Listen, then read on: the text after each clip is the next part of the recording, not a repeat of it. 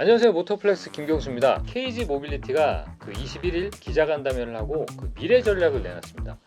이 미래 전략 멋있죠? 올해 서울 모빌리티 쇼에서 전략 발표를 한번 했었죠. 이번에는 조금 더 구체화한 내용들이 좀 많았어요. 가장 크게 방점을 찍은 건 KG 모빌리티를 KG 모빌리티 회사로 키워나갈 거다, 이런 내용이었습니다. 일반 승용차, 자율주행 부문을 좀 육성시키고 친환경차 개발은 좀 당연하고 전기 택시, 전기 픽업 트럭, 전기 버스 등까지 이 상용차 분야까지 진출한다라는 내용을 오늘 이제 기자간담회를 통해서 내놨어요. 박재선 회장님 개인 송사가 얼마 전에 불거지면서 이번 간담회를 좀 서둘러 개최하는 거 아니냐, 이런 의문도 조금 일각에서 있었습니다.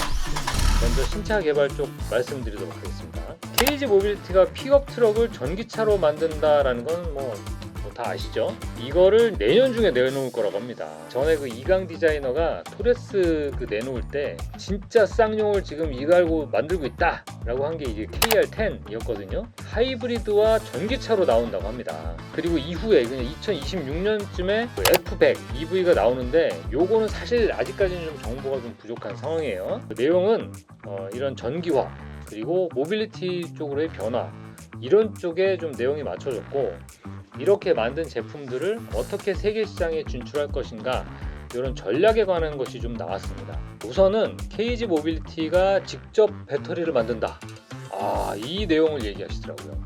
자, 직접 배터리를 만든다, 대단하지 않습니까? KG 모빌리티는 경남 창원에 엔진을 생산하는 공장이 있는데, 이곳의 물량이 사실 좀 들쭉날쭉하다 보니까 이 공장을 개조한 다음에 여기서 배터리를 직접 생산한다라고 해요. 그래서 삼성 SDI나 중국의 비아디, 여기하고도 협업을 어떻게 할 것인가, 어디랑 할 것인가, 이런 내용들을 좀 조율하고 있다고 합니다. 그래서 내후년 KR10 2차의 전기 배터리가 여기서 나올 것 같다라고 합니다. 꽤 빠르게 이 진전이 되고 있는 것 같아요.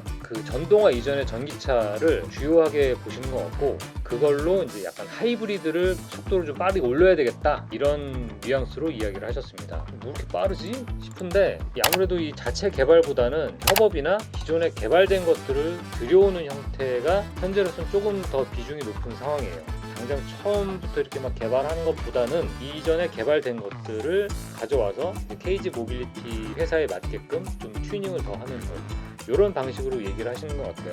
카쉐어링이나 개인 모빌리티 서비스, 이런 쪽도 이야기를 하셨는데, 기존 서비스 플랫폼 기업하고 손을 같이 잡는 방향, 이런 걸로 이야기를 하시더라고요. 이 눈여겨볼 만한 거는 EV 전용 플랫폼을 개발해서 전기차를 승용차, 그리고 이를 기반으로 한 택시, 그리고 버스까지 확대한다라는 내용이었어요. 자, 이거는 올해 하반기부터 개발해서 내년 토레스 EV 픽업에 적용될 것 같아요. 얼마 전이었죠? 토레스 EVX가 나왔잖아요. 이 토레스 EVX에는 비아디 배터리 셀이 들어가 있죠. 일각에서는 이 비아디 배터리가 중국산이라 좀 불안하다, 좀 꺼림직하다, 이런 불만도 있다라고 해요. 그래서 이거를 기자가 질문을 했습니다. 박재선 회장님이 직접 코멘트한 내용이 있습니다. 그대로 한번 보시죠.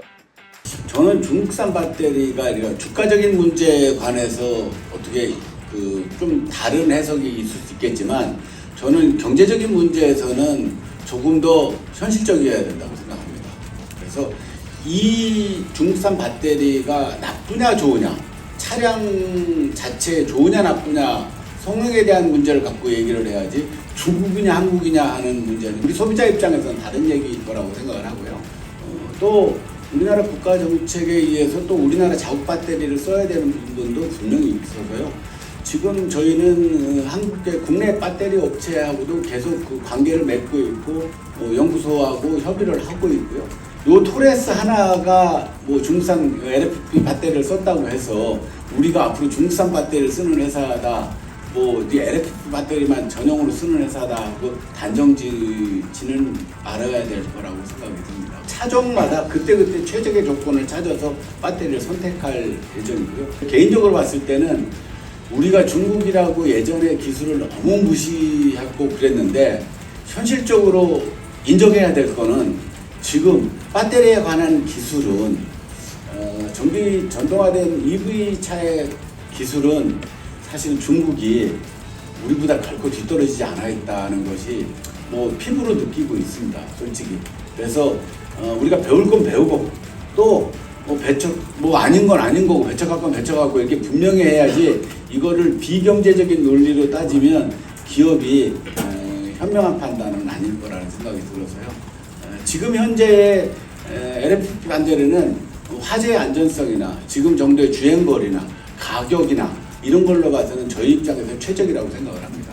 근데 또 다음 차종에서는 어떤 것이 최적이 될지는 또 그때그때 생각을 따라서 서로 협상과 서로 네고시에이션을 해봐서 결정을 할 거라고 생각합니다.